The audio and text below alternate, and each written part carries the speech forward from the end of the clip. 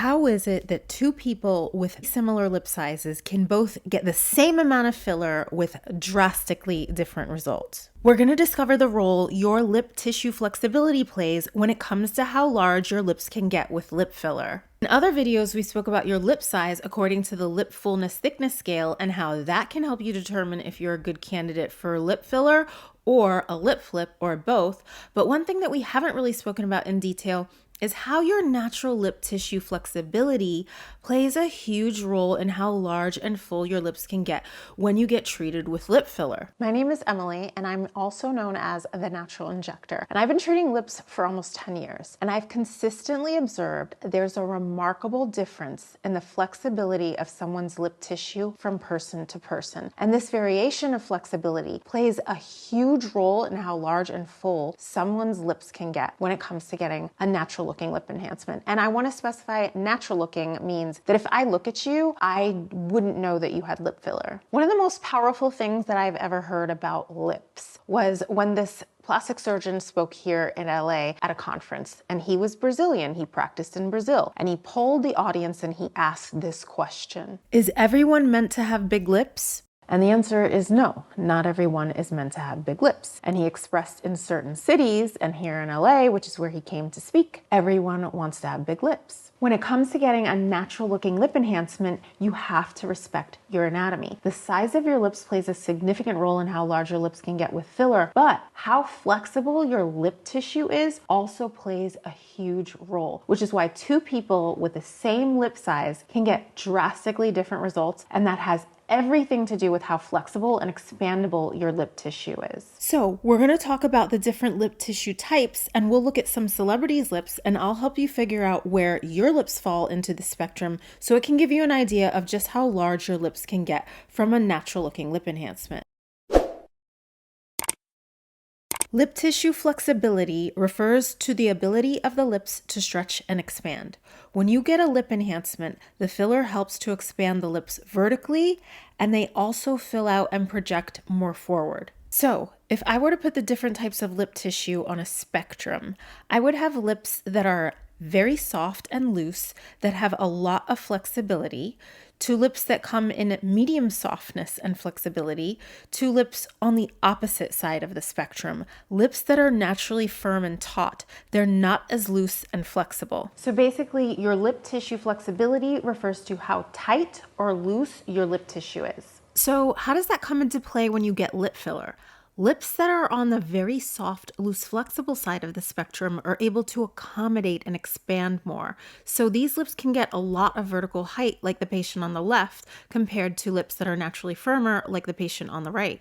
They can swell a lot after filler. This is immediately after a lip filler treatment. She had never had lip filler before, and this is her after all the swelling was resolved. You can see she has a completely natural looking result. I would never know she had filler done. Lips that are naturally very firm are much more resistant to expanding and getting vertical height. They can get projection and they'll fill out, but they don't tend to expand and get as large. This was actually her second time getting lip filler. She had her lips done in the past, and there's a chance she still had filler in, so we may not be starting from ground zero, but let me just demonstrate that it's not about the size of your lips. She has very small, thin lips, but with greater tissue elasticity. So after a few lip filler enhancements, she was able to enlarge her lips further and achieve more vertical height. In general, those with thinner upper lips have a higher tone and are naturally stiffer than thicker upper lips, and thinner lower lips are less elastic than thicker lower lips. But as you just saw, not in every case. So how can you tell where your lips fall on the flexibility spectrum? There are a few ways you can tell. A lot of times I can tell by looking at someone as they speak how flexible their lip tissue is. On the left is someone with very soft, flexible, expandable lip tissue, and on the right is someone who has more firm lips with less flexible tissue. Comment below and let me know if you can observe this difference. You can feel your lips and appreciate how flexible they are. On the left is an example of someone with tighter tissue, and on the right is someone who has looser tissue. One of the things I've also noticed, not in every case, but in a lot of cases, the flexibility of our lips tend to be associated with how prominent our lip prints are. Our lip prints, scientifically known as sulci labiorum, are characteristic patterns of fissures in the form of elevations and depressions on our lips. And this characterizes humans in the same way that fingerprints do. And our lip prints can actually be used in forensics to determine the identity of an individual. I found that those with very prominent lip prints, or sulci labiorum, usually have very flexible and expandable tissue, and those with very tight lip tissue usually don't have as pronounced and defined lip prints. The lip prints on the patient with very tight lip tissue are less prominent than in the patient with more flexible lip tissue. In the patient with more flexible tissue, her lip prints have enhanced prominence and more depth. If you've watched my other videos about how to avoid migration and botched lips, you'll understand that when we inject your lips with filler, the more filler we add, the stiffer your lip tissue will become. And the stiffer and more indurated your lips become, the more unnatural they'll look. Also, the more filler you add, the less pronounced your lip prints become. This is before lip filler. These are virgin lips that have never had filler before. And you can observe she has very soft, flexible tissue. And this is right after we did filler to her top lip. And you can see her top lip is a little bit more firm now. Let's compare it to her lower lip, which hasn't been injected before. And you can see her lower lip looks more flexible. So if you're starting out with tight lip tissue and I inject filler into it, it's gonna make your tissue even more stiff. So in general, I can't put as much filler in your lips if your lips are naturally firm and less flexible. So if you have this lip tight, you can't enlarge your lips as much. And in my opinion, it doesn't matter what technique you use, whether you're doing the traditional way of injecting filler parallel to the lips to injecting it from the top like the Russian lip method. It's about the amount of filler that you're putting in someone's lips, because the amount of filler you have is what will make your lip tissue look indurated and hard. And that's the dead giveaway that your lips have been over injected. And people with tighter lip tissue reach this threshold sooner than those with more flexible lip tissue. The lips are the focal point of the face when we speak, so even the slightest bit of unnatural looking movement can set off red flags that you push the boundaries of your anatomy. When someone has unnatural looking lip filler, what you'll often observe when they talk and their lips are in motion is that their lips move in an awkward, inflexible, stiff manner when they speak.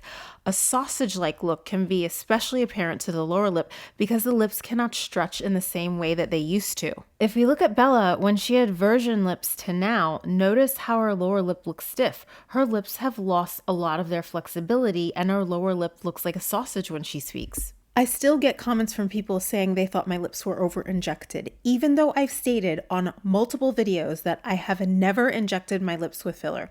If we examine my lips closely, you can see they have natural looking movement.